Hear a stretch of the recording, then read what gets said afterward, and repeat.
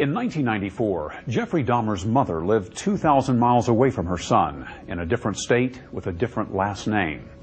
But Joyce Flint still felt deeply connected to her eldest child and was grieving for her own loss. We all think about victims' parents in a case like Jeffrey's, but we don't often think about the parents whose child committed crimes like this. What's it been like for you? Well, it's been horrendous.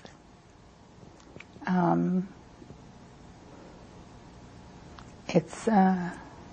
don't know if I have words to explain something that was never seen or forecast or expected. I learned about Jeff in the same way everyone else did. A friend called me and told me it had been on television in another state. And so half an hour later I turned the television on and saw his picture. And at that point, what do? You can't believe what's happening. And you cry and you grab a friend. And that's what I did. What was most unusual about it was that I didn't know, I hadn't been in contact with Jeff, although I tried, and yet no one had ever let me know that Jeff had been in any kind of trouble at all during the years. When did the full impact of all of this hit you? I don't know if it has yet. I don't know if it ever will. I mean, I don't know if I'll ever be able to. How does anyone... The full impact, it's the rest of our lives. I have another son, a younger son, for the rest of his life. He will have to find a way to be strong and deal with this. Has this followed him? Yes, it has. But he's doing very well. He's finished an undergraduate degree and is working and very successful and visits his brother. It's a very difficult thing to say. One of the hardest things for me to say is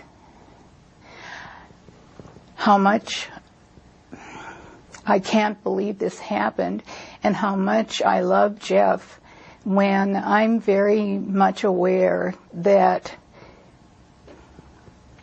it's almost like I don't have a right to mourn or grieve, because there are all these families who will never, ever speak to their children again.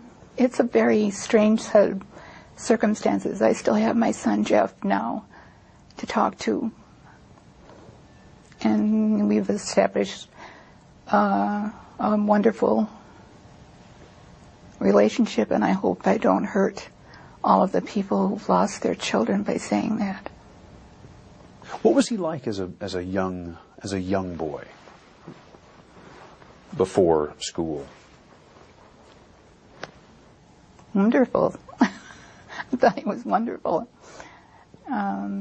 He was fun. We did all of the normal things that people do.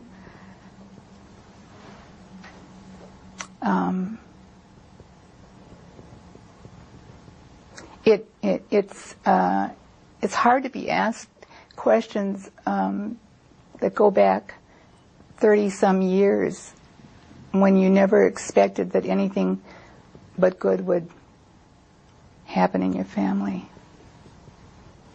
Were there ever any early signs of trouble with Jeff? If there had, looking back on it today, were there? No. What would you look for? If I'd seen something that had been a clue of any kind, I'd like to think that I would have done something about it immediately. No, there wasn't anything unusual about Jeff. He was a normal young boy. Jeff's first grade teacher referred to him as inordinately shy and profoundly unhappy. He didn't seem inordinately shy to me. He seemed, he didn't like school. He had a very difficult year that year, first grade, moving from where he'd lived. I was pregnant with his baby brother, so... Did he seem profoundly unhappy? No. Well, no. When you say profoundly unhappy, there wasn't any clue that there was anything other than this was a little, rather shy child who had to go to school and mingle and be sociable, and that wasn't his thing.